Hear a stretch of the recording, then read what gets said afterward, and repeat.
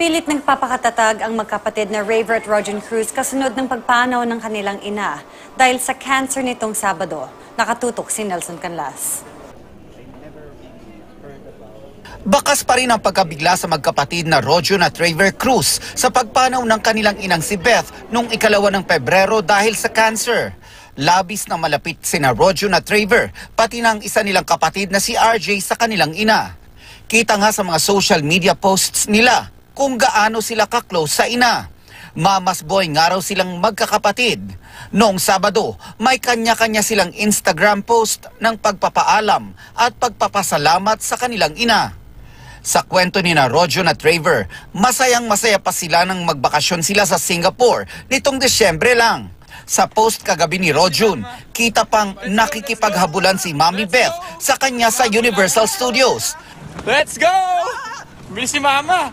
Aktibo raw ang kanilang Mama Beth sa Zumba groups at healthy ang lifestyle nito. Nakakumpleto pa nga raw sila ng simbang gabi at nagdaan ang Pasko at Bagong Taon na walang iniindang sakit ang ina. Pero kalagitnaan nitong Enero, bigla na lang daw itong dumaing ng sakit sa katawan. Doon na nila na-discovering nasa stage 4 na ang pancreatic cancer ng ina. Ang bilis kasi lahat ng pangyayari and a month ago, okay naman siya talaga eh. Malakas naman talaga eh. Until after New Year, yun nga yung... Doon lang namin nalaman.